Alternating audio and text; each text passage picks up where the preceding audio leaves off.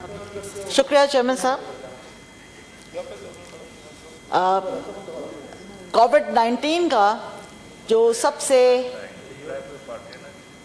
फिदा Mohammad senator Taj Afridi please सुनें जी। जो सबसे ज़्यादा इसको एक्सप्लॉइट किया वो हमारे एनर्जी सेक्टर ने एक्सप्लॉइट किया। मई 2019 में जो स्टॉक्स थे वो बेहिसाब अनलाइसेंस्ड कंपनीज वजूद में आई और उन्होंने अपने लाइसेंस मिलने से पहले प्रोडक्ट्स इंपोर्ट की। वो प्रोडक्ट्स समंदर में जहाज़ खड़े रहे। जिस दिन उनको लाइसेंस ग्रांट हुआ उस दिन उन्होंने अपना जो बर्थ उनकी हुई और वो इंपोर्ट हो गई।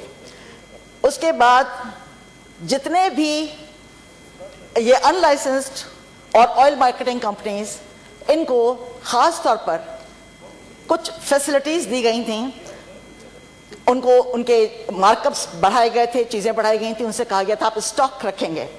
और स्टॉक्स जो हैं उन्होंने मई में तकरीबन 0 स्टॉक्स पे आ गए other than Pakistan state oil, और बाकी कंपनीज जून में स्टॉक्स बहुत ज़्यादा बढ़ गए जो उनकी कैपेसिटी से भी ज़्यादा उन्होंने शो किए। ये सब क्यों हुआ? ये इसलिए हुआ कि oil, DG oil is a pivotal character, is a pivotal role जिसने मुल्क में इन सब चीज़ों को देखना होता है।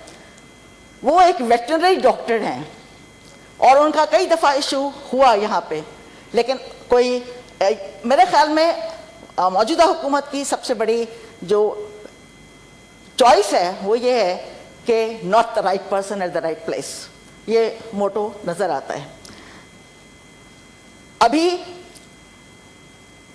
प्रोडक्ट्स जो है उसमें मैग्नीशियम डाली जा रही है पेट्रोल में, और पेट्रोल जो है उससे वो तकरीबन 82 रॉन जो उसकी क्वालिटी का मेजर है उसके ऊपर चला गया है। ऐसे ही है जैसे आपसे 24 कैरेट गोल्ड की कीमत वसूल की जा रही हो और आपको 16 कैरेट गोल्ड में डालो। इसमें सबसे बड़ा नुकसान ये है कि ये हेल्थ इश्यूज हैं इसमें, और ये वैसे भी इसका चार्ज ओवर चार्ज हो रहा है। तो ये जो क्राइसिस हमारे मुल्क में जो ये आया एनर्जी का, उसकी वजह vested interest, conflict of interest, the advisers holding shares and ownership in oil companies, and they are the ones जो decisions कर रहे थे और policies बना रहे थे। ये सवाल उन advisors के लिए भी है जो reforms जिनके जिम्मे की गई थी। What reform has done? अभी 3 साल पूरे हो रहे हैं इस गवर्नमेंट को। हमारी पीपल्स पार्टी की किसी गवर्नमेंट को तो 3 साल में ही खुदाफिज हुआ। तो ये वाहिद गवर्नमेंट थी 13 में जिसका प्रेसिडेंट ज़रदारी ने जिसको हेड किया।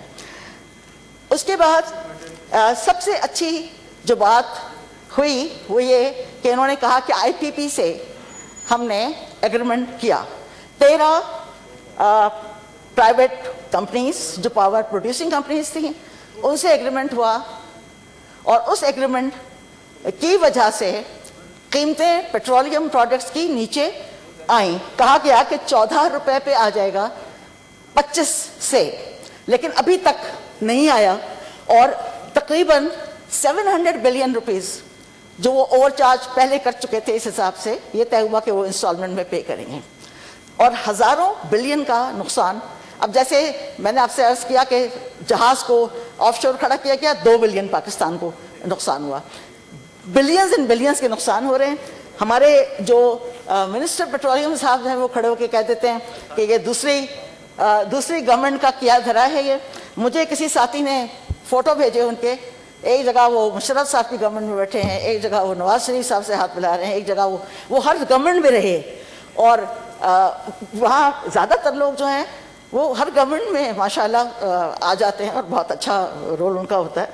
लेकिन हमें ये बताएं कि how they want to control it. जितनी इम्पोर्टेंट कंपनीज हैं गैस की और ये पाकिस्तान स्टेट ऑयल, इन सब में जो अपॉइंटमेंट्स हैं टॉप बॉस के वो उसके बगैर चल रही हैं। बहुत से डिविजन्स, बहुत से डिपार्टमेंट्स ٹاپ باس کے بغیر چل رہے ہیں.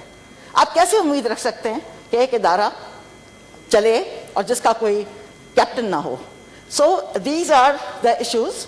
اور صرف یہااں آ کے گالی گلوچ بریگیڈ جیسے ہمارے چودھری اعتزاز حسن کہتے ہیں، اس سے اٹس ناٹ رائٹ. جیسے روبینہ خالد صاحبہ نے کہا کہ یہ یہاں پہ ایک بدتمیزی کے کلچر کو ہوا دی جا رہی ہے. اس پہ میں چاہوں گی کہ ادھر ہمارے جو فیڈرل منسٹر کے بیٹھے ہوئے ہیں، آج بڑا اچھا دن ہے کہ they are all there.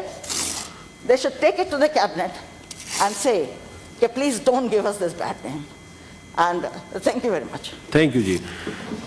جی شوقین صاحب آپ بات کریں گے یا سسی پلیجو صاحب؟ کیونکہ